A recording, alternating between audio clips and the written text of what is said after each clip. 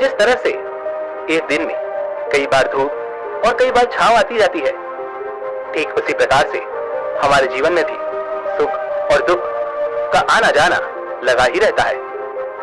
लेकिन हमारा ध्यान केवल दुखों पर होता है और हमें ऐसा प्रतीत होता है कि हमारे जीवन में केवल दुख ही है। लेकिन अगर वास्तविकता देखी जाए तो हमें यह पता चलेगा कि वास्तविक तौर पर हमारे जीवन में केवल एक ही दुख है। लेकिन वो कौन सा दुख है जिसके कारण हम हमेशा दुखी रहते हैं, परेशान रहते हैं, चिंतित रहते हैं? वो एकमात्र दुख क्या है? चलिए इसे आज की बहुत कहानी के माध्यम से समझते हैं और ये भी जानने का प्रयास करते हैं कि आखिर उसका समाधान क्या है और अपने दुख को नियंत्रित करने के लिए हम क्या कर सकते हैं। बहुत समय पहले की बात है, एक छोटा सा राज्य था। उस राज्य में एक व्यापारी रहता था जो बहुत अमीर था, जिसके पास किसी चीज की कोई कमी नहीं थी। उसके पास वो सारी सुख सुविधाएं थी जो वह चाहता था।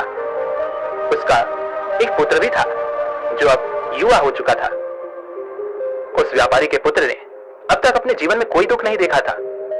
जो भी वह चाहता था तो व्यापारी उसे सब कुछ लाकर दे देता था, जिस कारण उसने अपने जीवन में किसी प्रकार के दुख का अनुभव अब तक नहीं किया था। उस व्यापारी के पुत्र के कई सारे मित्र भी थे। उसके पास अथाह संपत्ति थी, धन दौलत की उसके पास कोई कमी नहीं थी। लेकिन एक दिन अचानक वो व्यापारी बीमार पड़ गया और देखते ही देखते उसकी बीमारी ने उस पर पूरी तरह से पकड़ बना ली थी। वो व्यापारी अपने जीवन की आखिरी सांसें गिन रहा था और उस व्यापारी को यह प्रतीत होने लगा था कि अब वह नहीं बच पाएगा। उसका अंतिम समय आ चुका है। इसलिए उसने अपने पुत्र को अपने पास बुलाया और उसे कहा, बेटा, तुमने आज तक केवल सुख ही देखा है। तुम्हें जो कुछ चाहिए था वो मैंने सब कुछ तुम्हें लाकर दिया, इसलिए तुमने आज तक दुख का अनुभव नहीं किया। तो क्या होता है ये तुम्हें पता तक नहीं। और इसी बात की चिंता मुझे खाए जा रही है कि जब तुम्हारे पर दुखों के बादल मंडराएंगे तो तुम सह नहीं पाओगे। इसलिए आज मैंने तुम्हें यहां पर बुलाया है। मैं बस आखिरी समय पर तुमसे यह कहना चाहता हूं कि तुम सावधान रहना। मेरी मृत्यु के बाद तुम्हारे अपने ही तुम्हारे दुखों का कारण बन जाएंगे। इतना कहकर वह व्यापारी मृत्यु को प्राप्त हो गया। उस व्यापारी का पुत्र अपने पिता की मृत्यु पर बहुत दुखी था, वह रो रहा था। तभी उसके पास उसका एक मित्र आया और वह उसे समझाते हुए कहता है, मित्र, तुम रो क्यों रहे हो? तुम्हारा पिता ही मरा है, लेकिन तुम्हारे पास तो अब भी ये सारी धन दौलत है, ये सारी संपदा है, ये सारी संपत्ति तुम्हारी ही तो है। अब तो तुम उन चीजों का भी आनंद ले सकते हो जिनका आनंद तुम अपने पिता के रहते नहीं ले पाए। अपने मित्र की यह बात सुनकर वो बड़ा प्रसन्न हुआ और उसे भी इस बात का एहसास हो चुका था कि उसके पास अथाह संपत्ति है, धन है, दौलत है, जिसकी मदद से वो अपना जीवन खुशी खुशी बिता सकता है। लेकिन इसी धन संपदा के कारण वह अब बुरी आदतों का शिकार भी हो चुका था। वह वैश्यालय जाने लगा था। उसे हर प्रकार का नशा करने की आदत लग चुकी थी। जहां उसका मन करता वो वहां चला जाता। जब भी उसका मन करता वो किसी को भी अपने घर बुला लेता, फिर चाहे दिन हो या रात। जो भी उसका मन करता वो खरीद लेता, क्योंकि उसके पास अथाह संपत्ति थी। और तो और उसके पिता का सारा व्यापार भी अब उसी के हाथों में था और अब वो बहुत खुश था। वो अपने जीवन को अपनी मर्जी के हिसाब से जी रहा था। एक दिन उसके मन में ख्याल आया कि पिता ने मुझे बेवजह ही डरा दिया कि लोग मेरा फायदा उठाएंगे, मेरे दुश्मन बन जाएंगे, मेरे दुखों का कारण बन जाएंगे। लेकिन अब तो मैं और भी मजे से जी रहा हूं। मेरे सुख के दिन तो अब आए हैं। मैं आज तक जो नहीं कर पाया था वो सब करने में अब मैं सक्षम हूं। यह सब सोचकर उसकी खुशी का कोई ठिकाना नहीं था। वो बहुत खुश था। तभी एक दिन उस राज्य में एक बहुत बड़ा मंदिर का निर्माण हो रहा था और उस मंदिर के निर्माण के समय पर एक घोषणा करवाई गई कि जो भी इस मंदिर के लिए सबसे अधिक दान देगा उसका नाम उस मंदिर के एक पत्थर पर स्वर्ण अक्षरों में लिखा जाएगा। जब उसके मित्र ने यह बात सुनी तो वह दौड़ा दौड़ा उसके पास आया और उसे सारी बात बता दी। तब उस व्यापारी के पुत्र ने यह तय किया कि वो मंदिर को सबसे बड़ा दान देगा, और उसने ऐसा ही किया। और साथ ही यह भी निश्चित हो गया कि उसका नाम उस मंदिर के एक पत्थर पर स्वर्ण अक्षरों में लिखा जाएगा। लेकिन जब वह दान देकर वापस घर की ओर लौट रहा था तो रास्ते में उसे एक साधु मिले जो भोजन की याचना कर रहे थे। इस पर वह घमंडी व्यापारी का पुत्र कहता है, तुम जैसे लोग केवल 2 वक्त की रोटी के लिए हमेशा चिल्लाते रहते हो। पता नहीं तुम लोग कहां से आ जाते हो, और भगवान तुम लोगों को पैदा ही क्यों करता है। तुम लोग गंदगी हो, तुम लोग दुख हो, तुम्हें जीने का कोई हक नहीं। केवल अपना पेट भरने के लिए, 2 वक्त की रोटी के लिए तुम किसी के सामने भी झुक जाते हो। यदि झुकना ही है तो उस ईश्वर के सामने झुको, शायद वह तुम्हारी गलतियों को माफ कर दे और तुम्हें एक अच्छा जीवन प्रदान करे। हो सकता है वह तुम्हें भोजन भी दे दे। वो लड़का उन साधु को खरी खोटी सुनाकर वहां से चला गया। धीरे धीरे उस लड़के के पास उसके मित्रों, सहयोगियों और रिश्तेदारों की संख्या बढ़ने लगी। अब हर कोई उससे बिना पूछे कोई काम नहीं करता था। हर चीज में उसी से पूछा जाता था, जिस कारण उस लड़के को लगने लगा था कि अब मेरे बिना कोई काम नहीं हो सकता, जो भी हूं मैं ही हूं। जिस कारण उस लड़के का अहंकार अब 7वें आसमान पर था। सभी लोगों ने उसका मन जीत लिया था। सब लोग उसके विश्वास पात्र बन चुके थे। उस लड़के के पास अपार धन था, जिस कारण सब उससे जुड़े हुए थे। लेकिन यह बात उस लड़के को समझ नहीं आ रही थी। सभी लोग विश्वास के नाम पर अब उस लड़के से धन उधार लेने लगे थे, और वह भी खुशी खुशी लोगों को धन उधार में दे दिया करता है। जो कोई उससे धन उधार लेने आता, वो जितना मांगता वो उससे ज्यादा ही उन्हें दिया करता, क्योंकि वह सभी के नजरों में अपने आप को साबित करना चाहता था। वो अपने आप को महान दिखाना चाहता था। लेकिन धीरे धीरे उसकी बुरी आदतों के कारण अब उसका व्यापार चौपट होने लगा था। देखते ही देखते एक दिन व्यापार में उसे बहुत बड़ा घाटा हुआ। उसका पूरा व्यापार कर्ज में डूब गया। अब वह बहुत परेशान हो चुका था, बहुत चिंतित हो चुका था। उसे यह समझ नहीं आ रहा था कि आखिर ये सब क्या हुआ। मेरे पास तो कुछ समय पहले अपार धन था, और आज मेरे ऊपर बहुत बड़ा कर्जा है जिसे मुझे चुकाना ही होगा। तभी उसे वो उधार दिया हुआ धन याद आया, जो उसने अपने मित्रों और सहयोगियों को दिया था, अपने रिश्तेदारों को दिया था। उसने सभी से वो अपना दिया हुआ कर्ज वापस मांगना शुरू किया, लेकिन किसी ने भी उसका दिया हुआ कर्ज उसे वापस नहीं दिया, बल्कि लोगों ने उसे लुटकार कर वहां से भगा दिया। वो एक एक करके सभी के पास गया, लेकिन किसी ने उसकी कोई मदद नहीं की। देखते ही देखते उसका सब कुछ बिक गया। अब उसके पास कुछ न था। वह सड़क पर आ चुका था। तभी वो ये सोचने लगा कि अपने सुख के दिनों में मैं ये नहीं जान पाया कि मैं अपने शत्रुओं से घिरा हुआ हूं। मेरे पिताजी सही कहते थे कि मेरे अपने ही मेरे दुखों का कारण बनेंगे। पिताजी, आपका धन्यवाद, लेकिन मैं आपकी बातों को समझ नहीं पाया। और आज देखिए क्या हो गया। वह सारा दिन यहां से वहां भटकता रहा और सोचता रहा कि अब आगे क्या होगा। वो कैसे खाएगा, कहां रहेगा और कैसे सोएगा। उसे अपने पिता की याद सता रही थी। वो उन्हें याद कर करके रो रहा था। उसकी आंखों से आंसू बह रहे थे। लेकिन अब बहुत देर हो चुकी थी, और अब धीरे धीरे उसे भूख भी लग रही थी। तभी उसने सोचा कि मैं उसी मंदिर पर चलता हूं जहां पर पत्थर पर मेरा नाम स्वर्ण अक्षरों में लिखा गया है। मैं जाकर वहां पर कुछ मदद मांगता हूं। वो वहां पहुंचा और वहां के पुजारी से वो कहता है, पुजारी जी, आपने मुझे पहचाना? मैं वही हूं जिसने इस मंदिर को सबसे बड़ा दान दिया है, और मेरा नाम इस मंदिर के पत्थर पर स्वर्ण अक्षरों में लिखा गया है। हालांकि इस समय मेरे हालात कुछ खराब है और मेरे पास खाने के लिए भी कुछ नहीं है। क्या आप मुझे कुछ भोजन दे सकते हैं? मैं भूखा हूं, मुझे बहुत जोरों की भूख लगी है। मेरे अपनों ने मुझे धोखा दे दिया है। क्या आप मुझे कुछ भोजन दे सकते हैं? तभी वो पुजारी कहता है, भिखारियों को भोजन इस मंदिर के बाहर दिया जाता है, मंदिर के अंदर नहीं। जाओ और जाकर बाहर बैठ जाओ।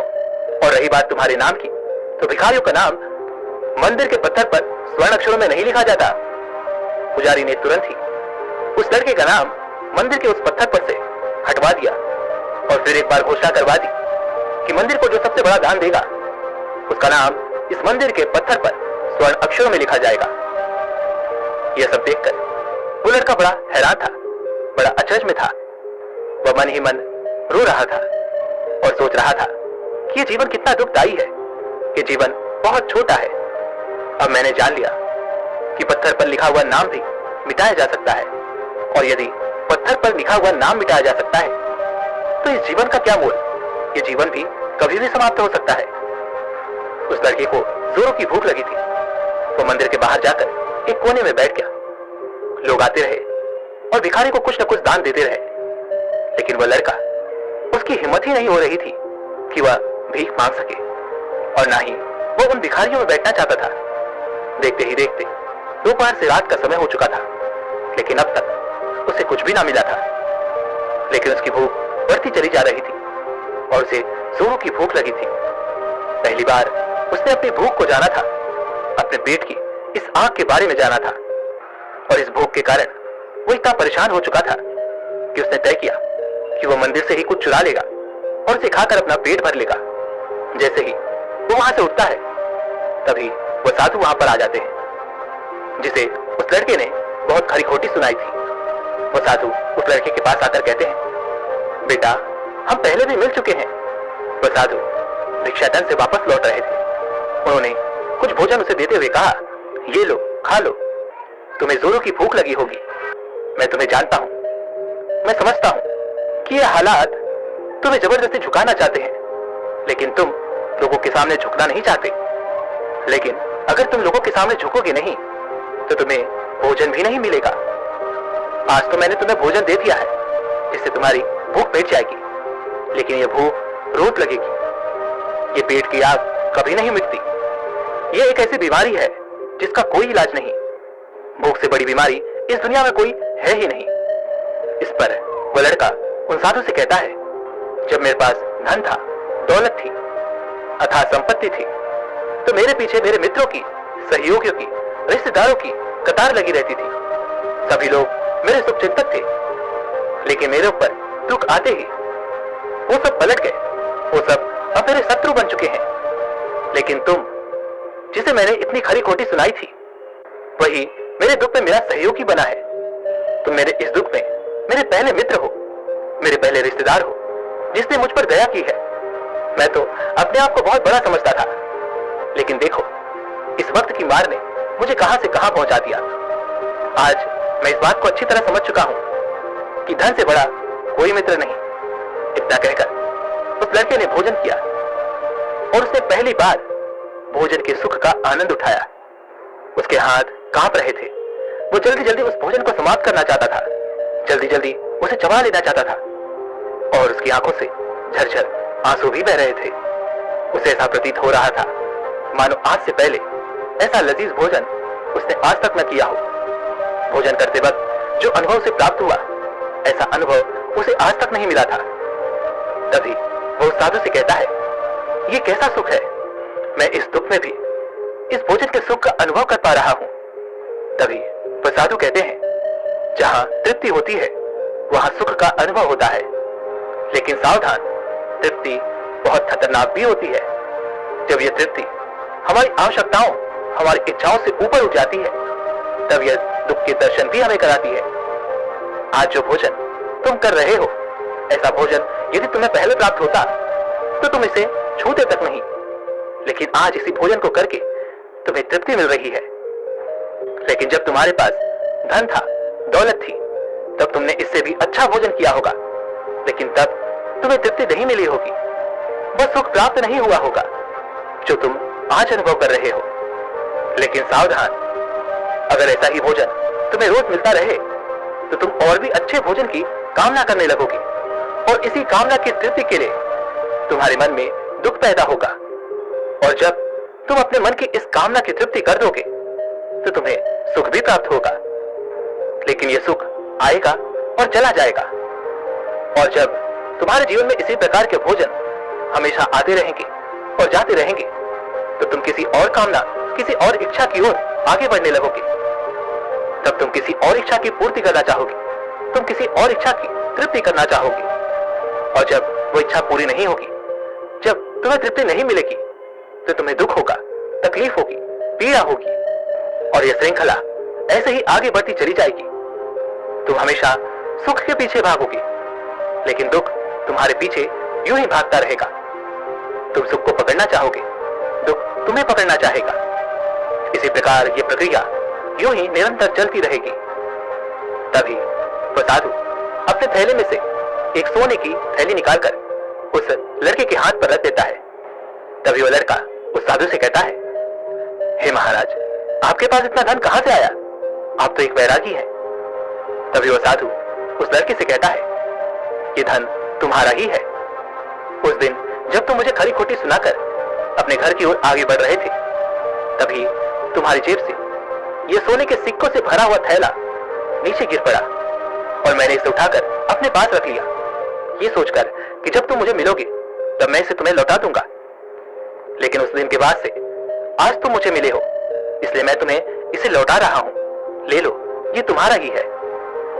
इस पर वो लड़का कहता है, हे महाराज, इसी धन के लिए तो मुझे मेरे मित्रों ने, मेरे सहयोगियों ने, यहां तक कि मेरे रिश्तेदारों ने भी मुझे धोखा दिया, लेकिन आप वो पहले शख्स हैं जो मुझे ये धन लौटा रहे हैं। और वहीं पर जो मैंने धन, जो कर्ज मैंने अपने मित्रों, अपने सहयोगी, अपने रिश्तेदारों को दिया था, अपने बुरे समय पर जब मैंने उनसे वो मांगा तो उन सभी ने वो धन देने से मुझे मना कर दिया। कईयों ने तो मुझे खरी खोटी सुनाकर अपने घर से धक्के मारकर निकलवा दिया। लेकिन आप महाराज वो पहले शख्स हैं जिन्होंने मेरे इस बुरे समय पर मेरा साथ दिया है, मेरा धन मुझे वापस लौटाया है। मैं आपकी सहायता के लिए आपका आभारी हूं। मैं इस धन से अपना व्यापार फिर से शुरू करूंगा और उस व्यापार को नई ऊंचाइयों तक ले जाऊंगा। तभी वो साधु उस लड़के से कहते हैं, हमें कोई दुख नहीं देता, बल्कि दुख के कारण तो हम स्वयं ही होते हैं। हम स्वयं ही खुद को धोखा देते हैं। सुख में हम भ्रमित रहते हैं, हमें यह पता नहीं चलता कि हम सही कर रहे हैं या गलत। और इसी प्रकार हम एक माया जाल में फंसते चले जाते हैं, क्योंकि सुख में हम अपनी आंखें बंद करके बस उस सुख का आनंद लेते हैं और हम किसी चीज की तरफ ध्यान नहीं देना चाहते। हम नहीं जानना चाहते कि जीवन मीठा है तो कड़वा भी है, सच है तो झूठा भी है। सुख में हम केवल अपने अहंकार को बढ़ावा देते हैं। तभी इस पर वो लड़का कहता है, आप ठीक कहते हैं। जब मेरे पास धन दौलत थी, अथाह संपत्ति थी, तब मैं अंधा हो चुका था। मैं किसी चीज पर ध्यान नहीं देता था। मैंने उसे अपने इन दोनों हाथों से लुटाया है और आज जब वो मेरे पास नहीं है, तब मुझे उसके जाने का एहसास हो रहा है। और अब जबकि मैं इन दुखों से जूझ रहा हूं, तब जाकर मेरी आंखें खुली हैं। तभी मैं ये भी जान पाया कि कौन मेरे साथ है और कौन मेरे खिलाफ। और ये जो ज्ञान दुख द्वारा मुझे प्राप्त हुआ है, ये ज्ञान मैं हमेशा अपने साथ रखूंगा। अपने सुख में भी अब से अपनी आंखें खुली रखूंगा। दोस्तों, मानव शरीर में बहुत ऊर्जा है, बहुत शक्ति है, पर हम उन्हें बेकार की चीजों में यूं ही व्यर्थ कर देते हैं, बेकार के कामों में लगा देते हैं, जिससे हमारा पूरा जीवन यूं ही व्यर्थ हो जाता है। हम में से अधिकांश लोग हमेशा अपने आप को कोसते होंगे, उस ऊपर वाले को यह दोष देते होंगे कि आखिर मैं इतना दुखी क्यों हूं। और हमें से अधिकांश लोगों के मन में यह सवाल तो उठता ही होगा, पर इसका जवाब बड़ा सीधा और सरल है, क्योंकि वो परमात्मा चाहता है कि हम उस दुख का अनुभव करें। वो परमात्मा हमें उस परम दुख तक ले जाना चाहते हैं, जहां पर हमें यह पता चल सके कि इंसानी आत्मा का असली दुख क्या है।